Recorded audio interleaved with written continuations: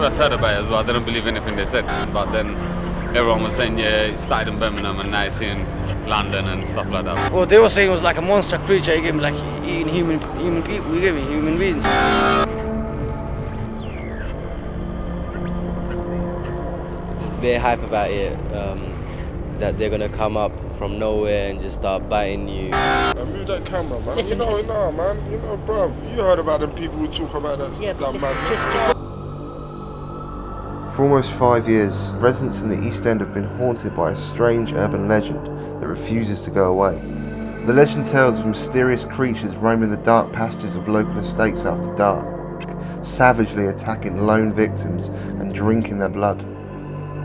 As ridiculous as it may sound, people living here have been genuinely affected by these rumours, their fear fueled by several articles appearing in national newspapers and news media.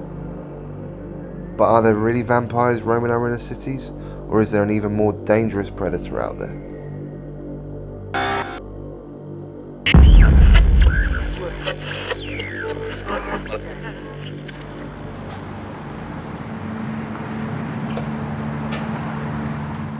Mile End. And in this community in particular, you don't have to go very far to hear a vampire story. I've heard the newspapers and that, and people around Poplar, I think it was Burdett, Mile End, these places, there was people just taking bites at someone. Some were saying they look like a wolf, some were saying they look like a fox. It affected me because obviously there's something out there, innit, biting you. And it crawls up, you don't know what to believe. There's like a dog, turns into a dog. So imagine you see a normal black dog, like you think, oh, is that him? But there are experts who think that rumours of vampires on the streets of Britain point to an entirely different type of danger. In 1998, a Spanish anthropologist published this paper. In it he claims that vampire myths, like those circulating in UK cities today, are in fact the first signs of an epidemic of rabies. Rabies is a brain disease that infects mammals, even altering their appearance and making them unstable and prone to violent and savage attacks. Juan Gomez Alonso argues that animals infected with the rabies virus are commonly mistaken for vampires in their appearance and behaviour. Could it be that rumours of vampires are in fact a sign of an outbreak of rabies on the streets of Britain? The things you connect with vampires is blood in the teeth, biting, this kind of frenzied attack. These are all symptomatic of the behaviour of infected organisms in the latter stages of rabies. You know, someone has been attacked on the streets and it's happened so quickly, this kind of blurry figure in the dark, and they've come away believing they've been attacked by a vampire, when it's most likely to have simply been a rabid dog or fox.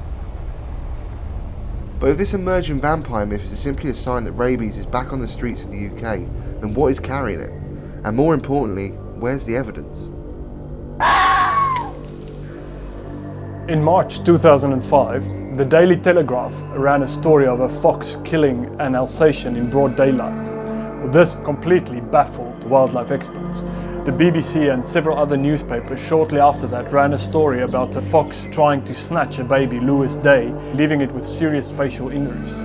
And later in the same year even, a girl of 4 years old was attacked while sleeping in her own bed.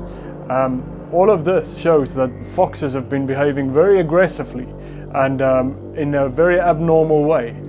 Trevor Williams, the director of the Fox Project in Tunbridge Wells, insists that this attack on baby Lewis could have only been the result of a brain-damaged animal, shorthand for rabies.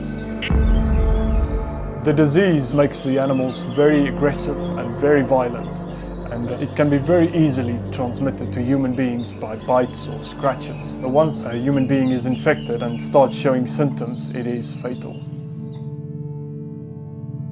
Some were saying they look like a wolf, some were saying they look like a fox.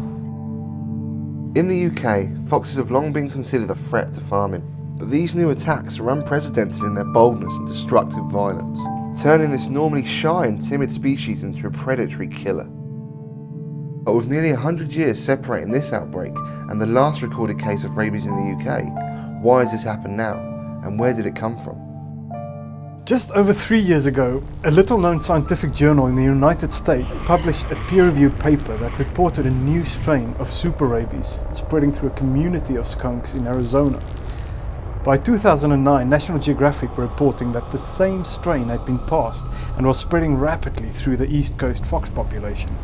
This new form of rabies is transmitted much more easily than the known forms, passing from fox to fox in the same way as a common flu.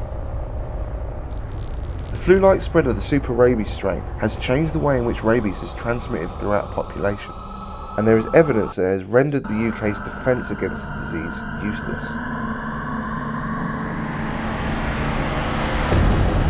Why aren't they warning the general public? You know, it doesn't take a genius to figure out why the government aren't telling us about the threat. It's no secret that there is currently a worldwide shortage of rabies vaccine, and the demand for it has pushed prices through the roof. It would be more than our NHS can bear, and a nationwide vaccination program would absolutely bankrupt the already stretched health system, and it'll bring it crashing down. In the context of the current global economic crisis, it would seem that this is too much of a price for the government to pay, and the reason why there's evidence of a conspiracy to cover it up. But ignoring it won't make the problem go away, and if they are not going to do anything about it, then we have no choice but to act. If the experts are right, then super rabies, spread freely by a fox population, exploding in the wake of the 2005 ban on hunting, could constitute the UK's single biggest health crisis since the Great Plague of the 17th century. Now it's up to us to stop it.